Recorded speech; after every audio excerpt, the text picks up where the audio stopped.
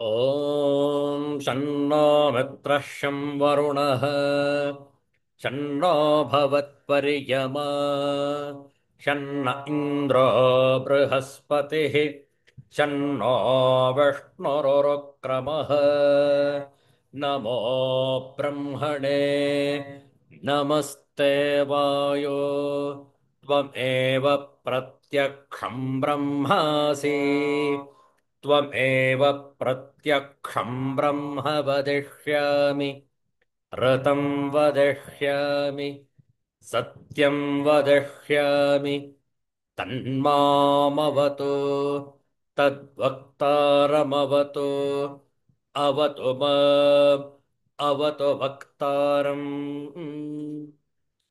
ॐ शान्तिः शान्तिः शान्तिः हरिः ॐ श्रीगुरुभ्यो नमः हरिः ॐ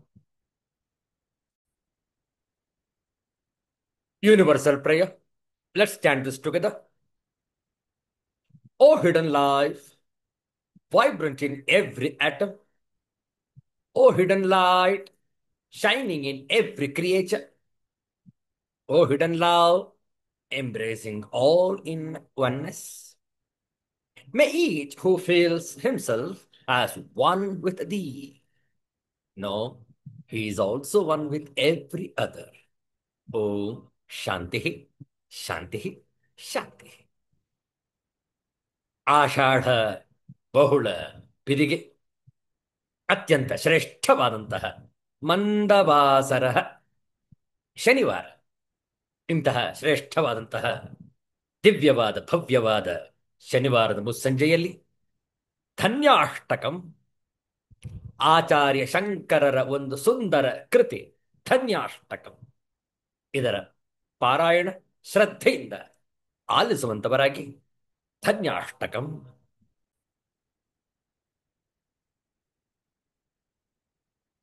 तज्ज्ञानं प्रशमकरं यदिन्द्रियाणाम् तज्ज्ञेयं यदुपनिषत्सु निश्चितार्थम् ते धन्या भुवि परमार्थनिश्चितेः शेषास्तु भ्रमनिलये परिभ्रमन्तः आदौ विजित्य विषयान् पदमोहराग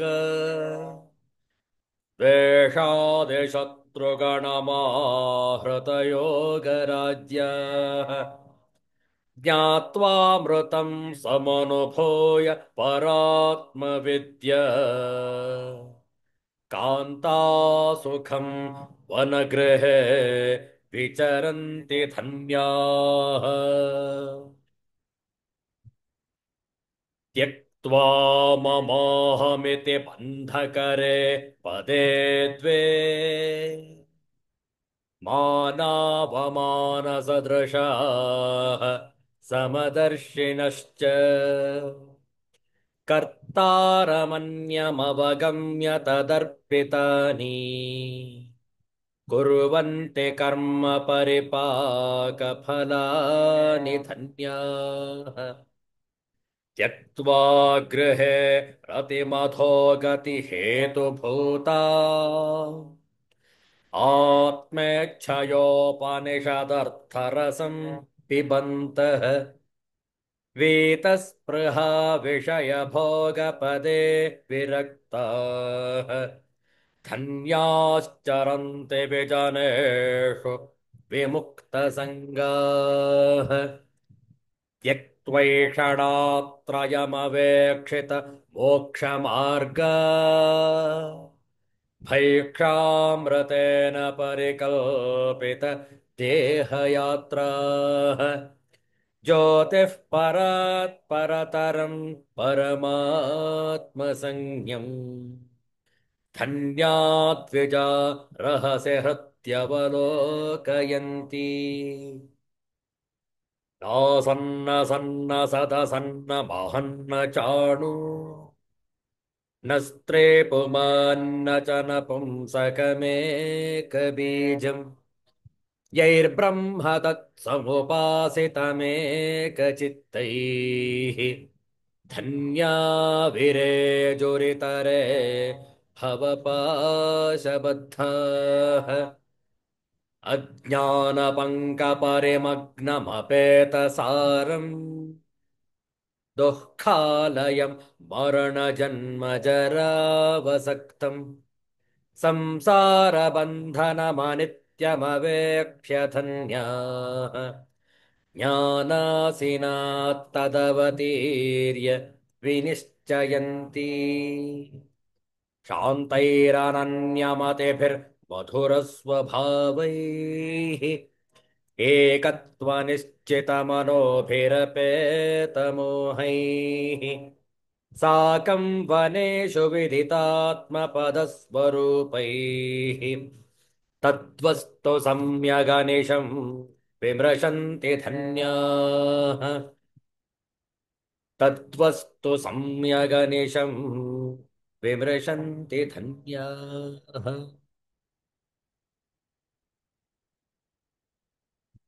ಅತ್ಯಂತ ಸೊಗಸಾದಂತಹ ವಿಚಾರಗಳು ಧನ್ಯಾಷ್ಟಕಂ. ಸಮಯ ಬಂದಾಗ ಈ ಚಿಕ್ಕ ಕೃತಿಯ ವಿವರಣೆಗಳನ್ನು ಕೂಡ ಮುಂದೆ ನೋಡುವಂತಾಗಲಿ. ಈಗ ಒಂದು ಸುಂದರವಾದ ಹಿಂದಿ ಭಜನೆಯನ್ನು ಹಾಡೋಣ. ಜುಲೈ ತಿಂಗಳ 12ನೇ ತಾರೀಕು 2025ನೇ ಇಸವಿಯ ಈ ಶನಿವಾರದ ಮುಸ್ಸಂಜೆ ಒಂದು ಸುಂದರವಾದ ಹಿಂದಿ ಭಜನೆ.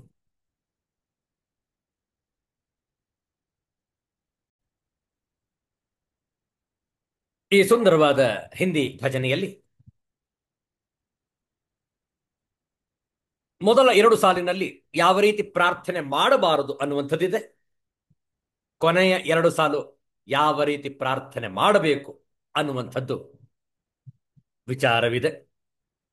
ನಾನು ಈ ರೀತಿ ಪ್ರಾರ್ಥನೆ ಮಾಡುವುದಿಲ್ಲ, ನಾನು ಈ ರೀತಿಯಲ್ಲಿ ಪ್ರಾರ್ಥನೆ ಮಾಡುತ್ತೇನೆ. ಈ ರೀತಿಯಲ್ಲಿ ಭಜನೆ ಸಾಗುತ್ತೆ.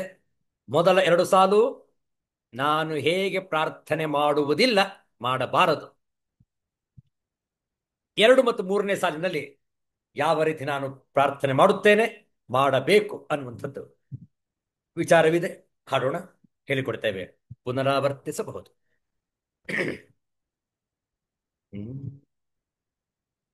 करो रक्षा विपत्ति से, न ऐसी प्रार्थना मेरी।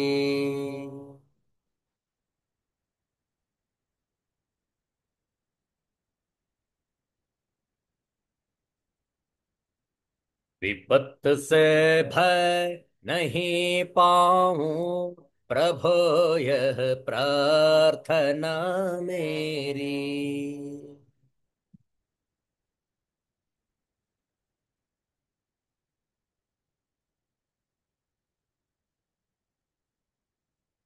मिले दुख ताप से शांति, न ऐसी प्रार्थना मेरी।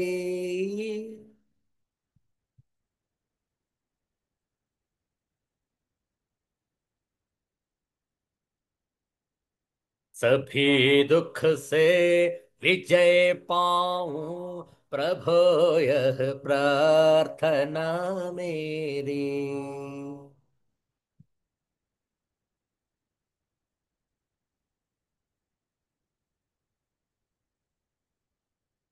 उठा ले भार तू मेरा, न ऐसी प्रार्थना मेरी।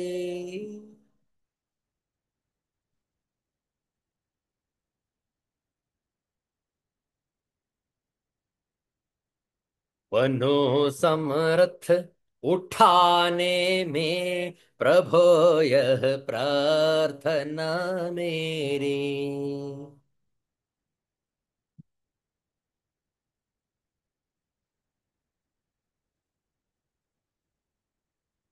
मदद पर कोई आ जावे, न ऐसे प्रार्थना मेरी।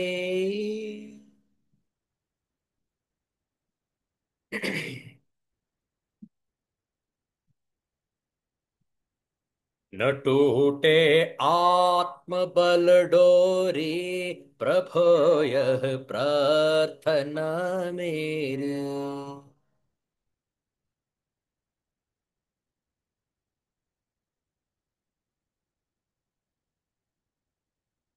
बढ़े धन धान्य परिवारा, न ऐसे प्रार्थना मेरी।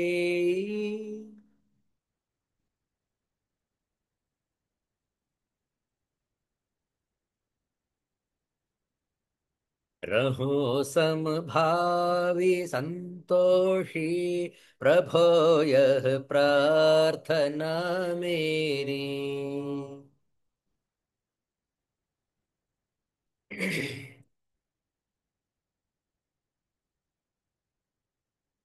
मिले मंत्र तंत्र की सिद्धि, न ऐसे प्रार्थना मेरे।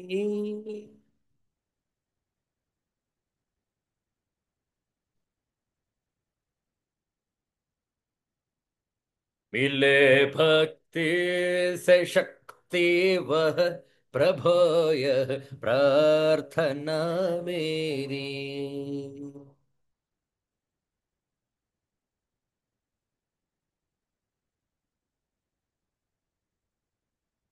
सुखी दिन में भजूं तुझको, दुखी अंधेरे रात्रि में।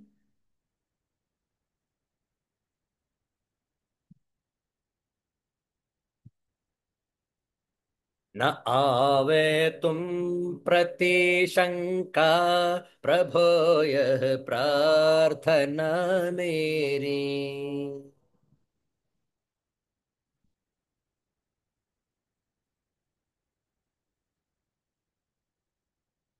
करो रक्षा विपत्ति से, न ऐसी प्रार्थना मेरी।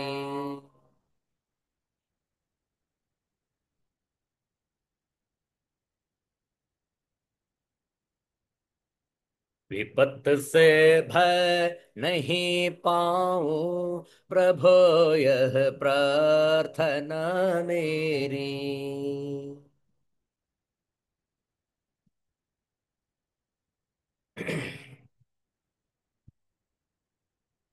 प्रभो यह प्रार्थना मेरी। प्रभो यह प्रार्थना मेरी।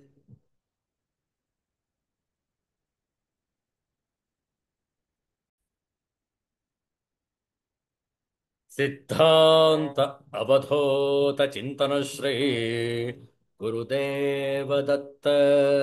जय जय रघुवीर समर्थ, श्री सद्गुरुनाथ महाराज की जय। हर हर नमः पार्वती पतये, हर हर महादेव शंभो। ಭಗವದ್ಗೀತೆಯ 15ನೇ ಅಧ್ಯಾಯದ ಕೆಲವು ಶ್ಲೋಕಗಳ ಪಾರಾಯಣ. ತಮ್ಮ ಪವಿತ್ರವಾದ ಶ್ರೀಮದ್ ಭಗವದ್ಗೀತಾ ಗ್ರಂಥವನ್ನು ಮುಂದಿಟ್ಟುಕೊಂಡಿರಿ. ಪ್ರತಿಯೊಂದು ಶ್ಲೋಕವನ್ನು ಕೂಡ ನಾವು ಹೇಳಿಕೊಡ್ತೇವೆ, ತಾವು ಪುನರಾವರ್ತಿಸಬಹುದು. ಪುರುಷೋತ್ತಮ ಯೋಗ ಮೊದಲ 5 ಶ್ಲೋಕಗಳ ಪಾರಾಯಣ. ಓಂ ಶ್ರೀ ಪರಮಾತ್ಮನೇ ನಮಃ.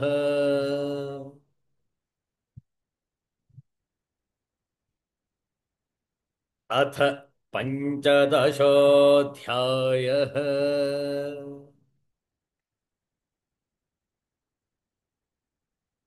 पुरुषोत्तमयोगः।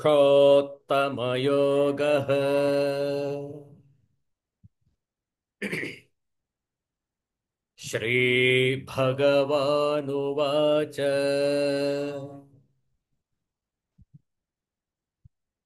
ऊर्ध्वमूलमधः शाखम् ಅಶ್ವತ್ಥಂ ಪ್ರಾಹುರವ್ಯಯಂ ಛಂದಾಂಸಿ ಯಸ್ಯ ಪರ್ಣಾನಿ ಯಸ್ತಂ ವೇದ ಸ ವೇದವಿತ್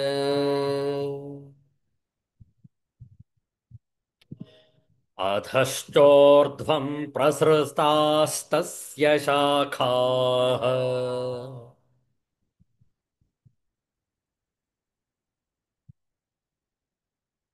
गुणप्रवृद्धा विषयः प्रबलः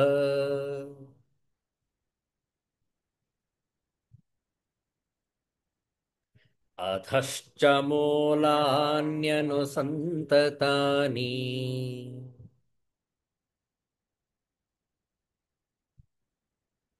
कर्मानुबन्धीनि मनुष्यलोके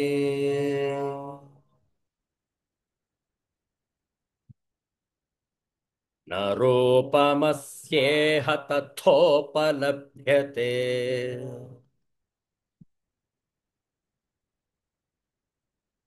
नान्तो न चादिर्न च सम्प्रतिष्ठा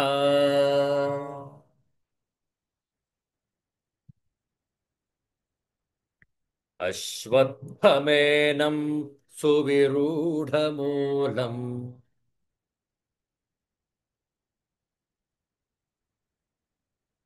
असङ्गशस्त्रेण दृढेन छित्त्वा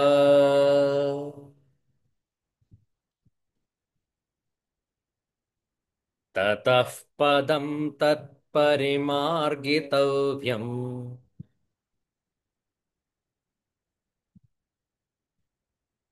यस्मिन् गता न निवर्तन्ति भूयः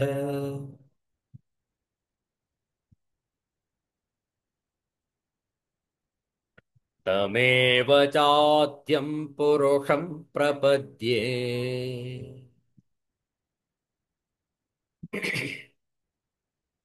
यतः प्रवृत्तिः प्रसृता पुराणी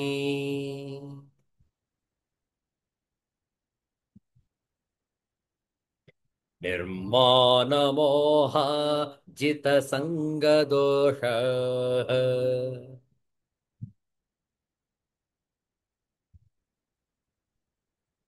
अध्यात्मनित्या विनिवृत्तकामाः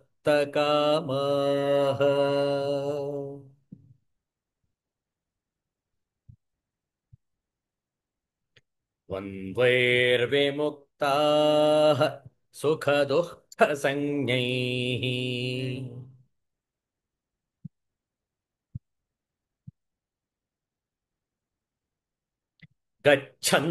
गच्छन्त्यमूढाः पदमव्ययम् तत्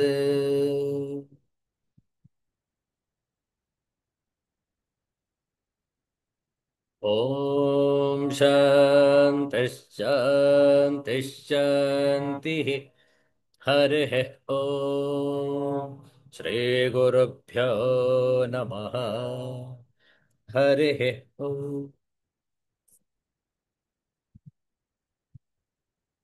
ಶ್ರೀಮದ್ಭಗವದ್ಗೀತೆಯ 15ನೆಯ ಅಧ್ಯಾಯ ಪುರುಷೋತ್ತಮ ಯೋಗ ಭಗವದ್ಗೀತೆಯ ಸಾರ ಅತ್ಯಂತ ಸೊಗಸಾದಂತಹ ವರ್ಣನೆ ಇತ್ತು. ಕೊನೆಯ ಶ್ಲೋಕದಲ್ಲಿ 5ನೆಯ ಶ್ಲೋಕದಲ್ಲಿ ಯಾವ ರೀತಿ ಜ್ಞಾನಿಗಳು ಅವರ ಲಕ್ಷಣಗಳು ಎಂತಹವು ಅನ್ನುವುದನ್ನು ಸ್ಪಷ್ಟವಾಗಿ ತಿಳಿಸಿದ್ದಾರೆ. ನಿರ್ಮಾಣ ಮೋಹ ಜಿತಸಂಗದೋಷ, ಮಾನ ದೊಡ್ಡಸ್ತಿಕೆ ಹೆಮ್ಮೆ ಮೋಹಗಳನ್ನು ಸಂಪೂರ್ಣವಾಗಿ ತ್ಯಜಿಸಿದವನು. ಚಿತಸಂಗದೋಷ, ಸಂಘ ಆಸಕ್ತಿಗಳನ್ನು ತ್ಯಜಿಸಿ ಅದರಿಂದ ಉಂಟಾಗುವ ದೋಷಗಳನ್ನು ಗೆದ್ದವನು. ಅಧ್ಯಾತ್ಮ ನಿತ್ಯ ವಿನಿವೃತ್ತ ಕಾಮ, ವಿಷಯ ಭೋಗಗಳಲ್ಲಿ ವಾಸನಾ ಸ್ಪೃಹೆ ಇಚ್ಛೆ ತೃಷ್ಣೆಗಳು ಇಲ್ಲದವನು. ದ್ವಂದ್ವೈ ವಿಮುಕ್ತಾ ಸುಖ ದುಃಖ ಸಂಜ್ಞೈ, ಸುಖ ದುಃಖಗಳನ್ನು ಕೊಡುವ ಲಾಭ ನಷ್ಟ ಜಯ ಅಪಜಯ ಮುಂತಾದ ಎಲ್ಲ ದ್ವಂದ್ವಗಳಿಂದ ಮುಕ್ತನಾದವನು.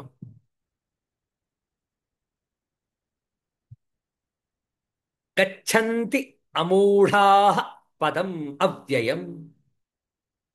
ಹೌದಲ್ಲ? ಅಜ್ಞಾನವಿಲ್ಲದವನು, ವಿವೇಕವುಳ್ಳವನು, ಮೋಹರಹಿತನು, ಪರಮಾತ್ಮನ ಆತ್ಮನ ಸ್ವರೂಪದಲ್ಲಿಯೇ ನಿತ್ಯ ಸ್ಥಿತನಾಗಿರುವವನು. ಈ ಲಕ್ಷಣಗಳುಳ್ಳ ಜ್ಞಾನಿ ಜನರು ಪರಮ ಪದವನ್ನು ಪಡೆಯುತ್ತಾರೆ. ಭಗವಂತನ ಸನ್ನಿಧಾನವನ್ನು ಸಂಪೂರ್ಣವಾಗಿ ಆಸ್ವಾದಿಸಿಕೊಳ್ಳುವರು ಸಜ್ಜನರು. ಇಂತಹ ಪರಮಧಾಮವನ್ನು ಪಡೆದ ನಂತರ ಅವರು ಮತ್ತೆ ಈ ಮಾಯಾ ಪಾಶದಲ್ಲಿ ಸಿಲುಕಿಕೊಳ್ಳುವುದಿಲ್ಲ. ನೋಡಿ, 6ನೆಯ ಶ್ಲೋಕ ಸ್ಪಷ್ಟವಾಗಿ ವಿವರಿಸುವುದು. ಅದನ್ನು ಪರದೆ ಮೇಲೆ ಹಂಚಿಕೊಳ್ಳುತ್ತೇವೆ.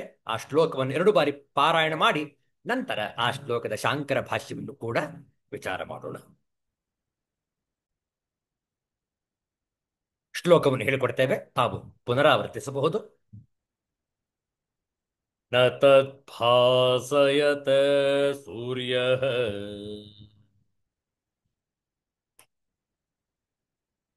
ನ ಶಶಾಂಕೋ ನ ಪಾವಕಃ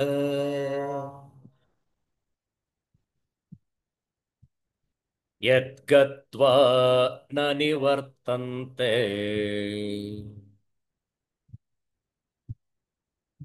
ತದ್ಧಾಮ ಪರಮಂ ಮಮ.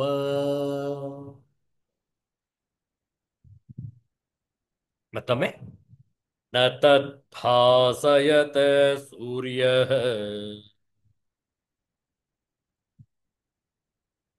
ನ ಶಶಾಂಕೋ ನ ಪಾವಕಃ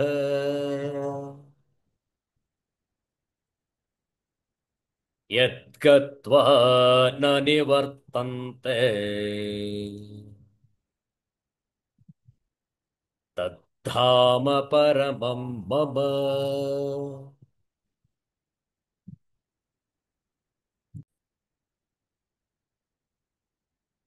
ಈ ಶ್ಲೋಕದ ಪದಚ್ಛೇದವನ್ನು ನೋಡಿಕೊಳ್ಳಿ. ನ ರೂಪಂ. ಕ್ಷಮಿಸಿ, ಇದು 3ನೆಯ ಶ್ಲೋಕ. 6ನೆಯ ಶ್ಲೋಕದ ಪದಚ್ಛೇದವನ್ನು ನೋಡೋಣ.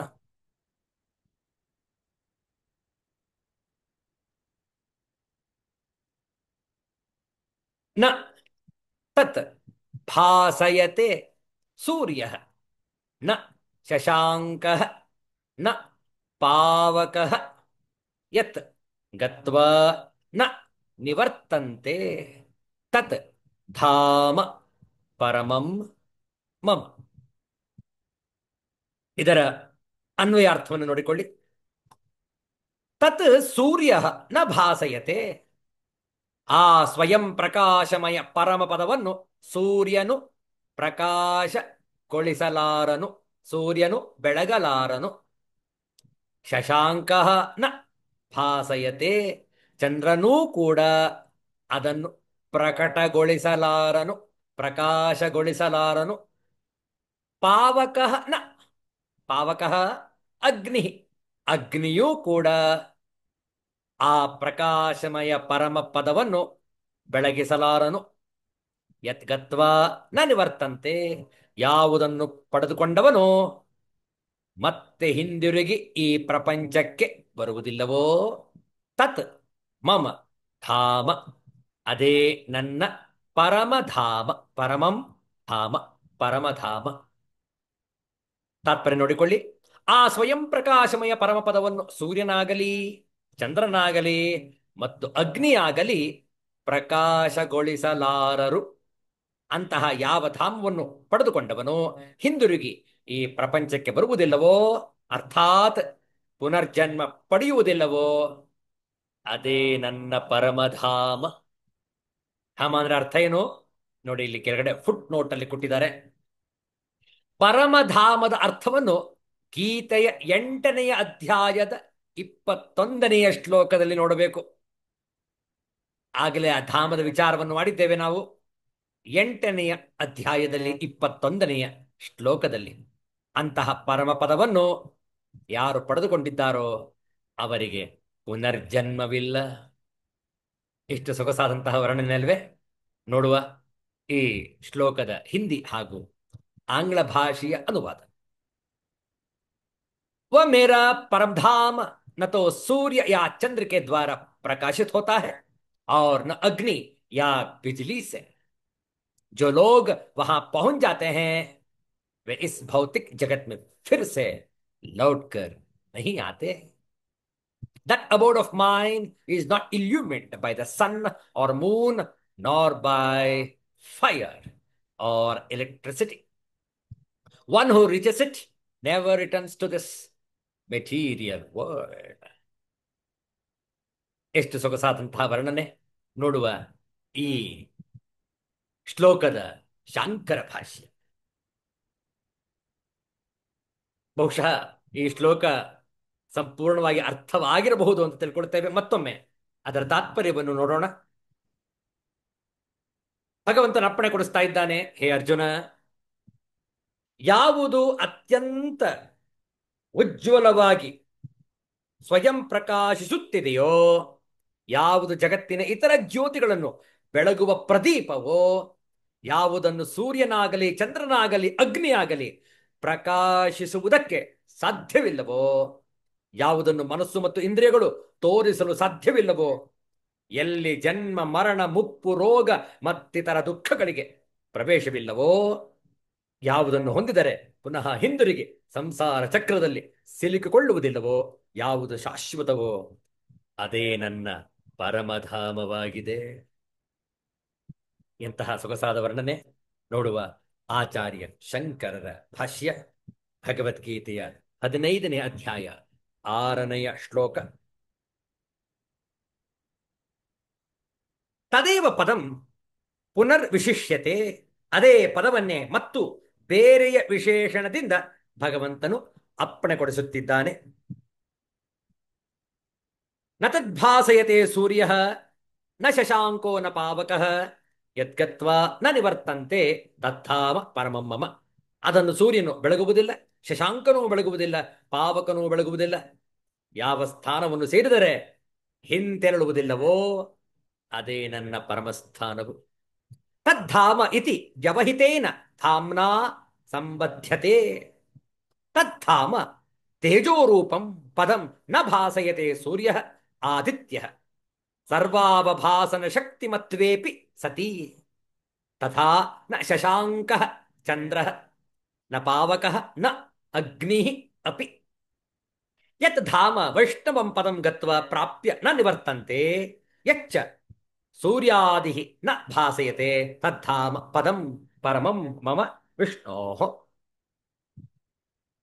ಮೂಲದಲ್ಲಿರುವ ತತ್ ಆ ಎಂಬ ಮಾತನ್ನು ದೂರದಲ್ಲಿರುವ ಧಾಮ ಸ್ಥಾನವನ್ನು ಎಂಬ ಮಾತಿಗೆ ಸಂಬಂಧಿಸಿಕೊಳ್ಳಬೇಕು. ಆ ಧಾಮವನ್ನು ಪ್ರಕಾಶರೂಪವಾದ ವಿಷ್ಣು ಪದವನ್ನು ಸೂರ್ಯನು ಆದಿತ್ಯನು ಎಲ್ಲವನ್ನು ಬೆಳಗುವ ಶಕ್ತಿಯುಳ್ಳವನಾದರೂ ಬೆಳಗಲಾರನು. ಹಾಗೆಯೇ ಶಶಾಂಕನೂ ಚಂದ್ರನೂ ಬೆಳಗಲಾರನು, ಪಾವಕನು ಅಗ್ನಿಯೂ ಬೆಳಗಲಾರನು. ಯಾವ ಧಾಮವನ್ನು ವೈಷ್ಣವ ಪದವನ್ನು ಸೇರಿದವರು ಪಡೆದವರು ಹಿಂದಿರುಗುತ್ತಿಲ್ಲವೋ, ಮತ್ತೆ ಯಾವುದನ್ನು ಸೂರ್ಯನೇ ಮುಂತಾದದ್ದು ಬೆಳಗಲಾರದೋ ಆ ಧಾಮವು ವಿಷ್ಣುವಾದ ನನ್ನ ಪರಮ ಪದವು. ಎಷ್ಟು ಸೂಕ್ಷ್ಮವಾಗಿದೆ.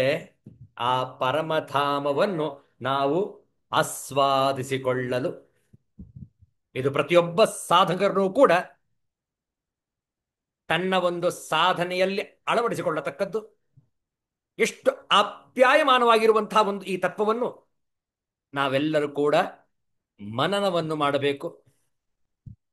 ಕಾರಣ ಅದು ಯಾವ ಸೂರ್ಯ ಚಂದ್ರ ಅಗ್ನಿಯಿಂದ ಪ್ರಕಾಶಿಸಲು ಸಾಧ್ಯವಿಲ್ಲವೋ, ಆದರೆ ಸೂರ್ಯ ಚಂದ್ರ ಅಗ್ನಿಯನ್ನೂ ಕೂಡ ಪ್ರಕಾಶಿಸುವ ಜ್ಯೋತಿ ಯಾವುದಿದೆಯೋ ಆ ಪರಂಜ್ಯೋತಿಯನ್ನು ನಾವು ಧ್ಯಾನಿಸಬೇಕು.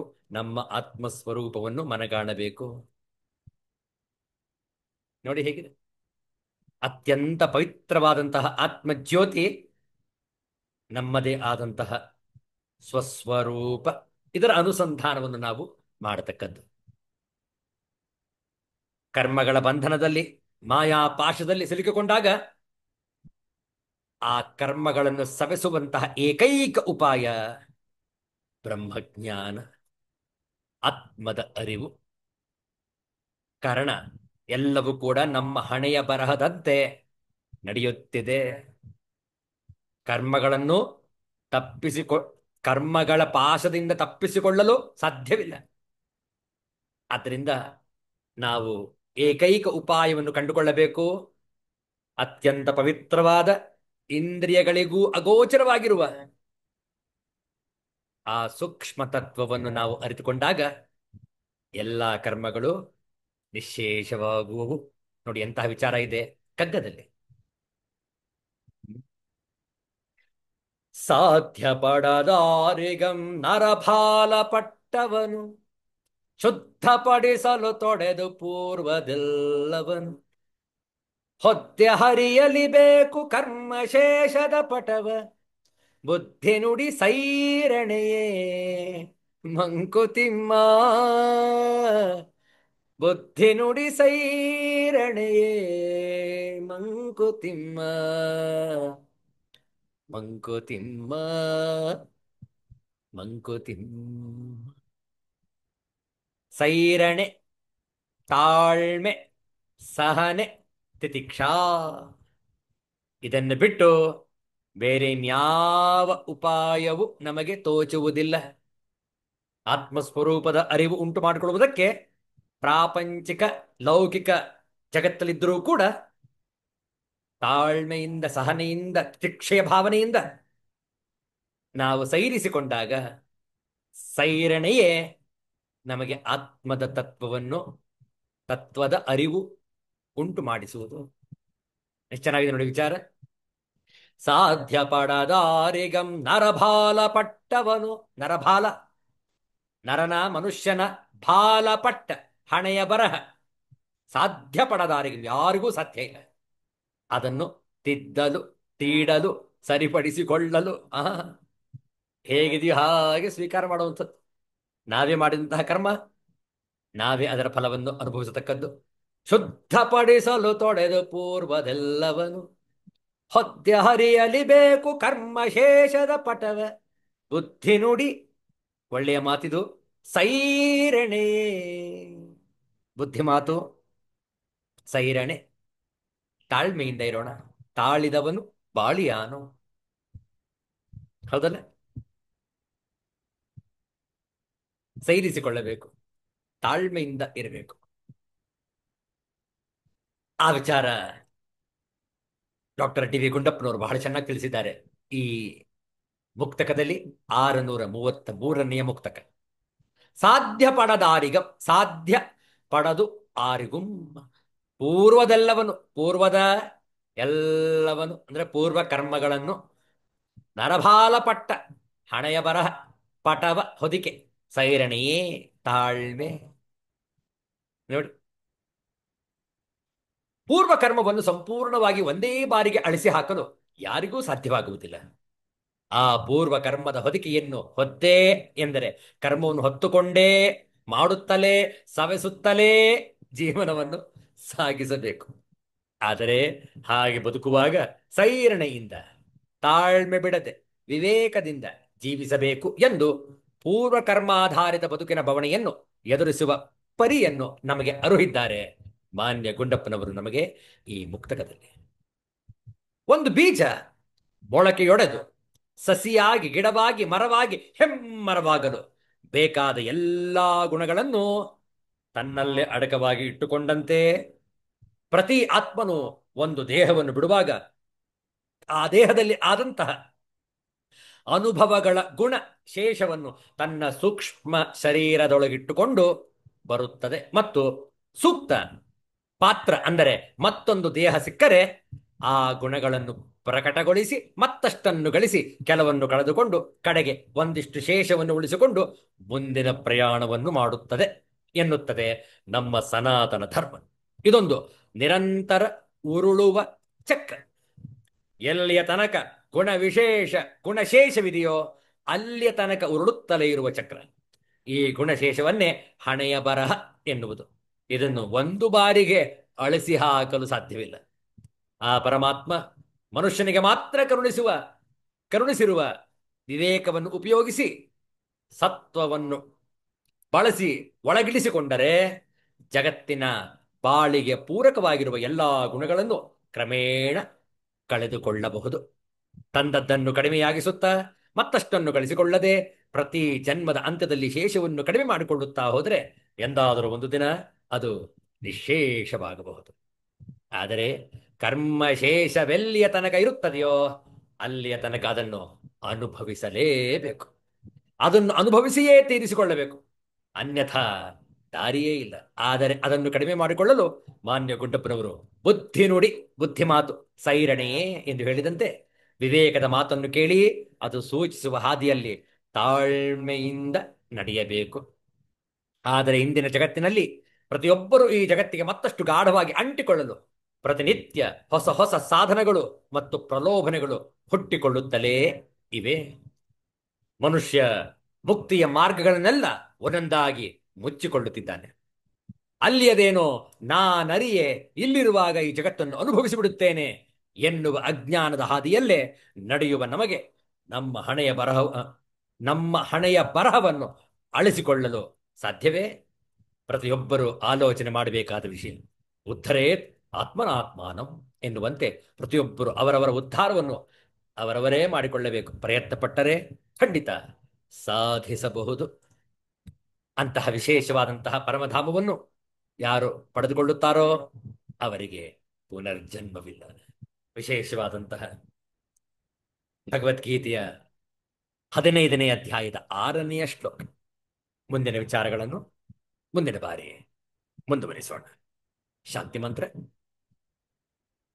ಓಂ ಪೂರ್ಣಮದಃ ಪೂರ್ಣಮಿದಂ ಪೂರ್ಣಾತ್ ಪೂರ್ಣಮುದಚ್ಯತೆ ಪೂರ್ಣಸ್ಯ ಪೂರ್ಣಮಾದಾಯ ಪೂರ್ಣಮೇವಾವಶಿಷ್ಯತೆ.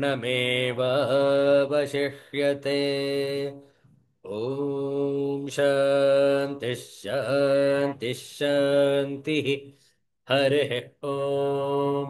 ಶ್ರೀ ಗುರುಭ್ಯೋ ನಮಃ. ಹರಿ ಓಂ. ಮತ್ತೆ ಭೇಟಿಯಾಗೋಣ. ಎಲ್ಲರಿಗೂ ಒಳಿತಾಗಲಿ, ಎಲ್ಲರಿಗೂ ಶುಭವಾಗಲಿ. ಜೈ ಶ್ರೀ ಗುರುದೇವ ದತ್ತ.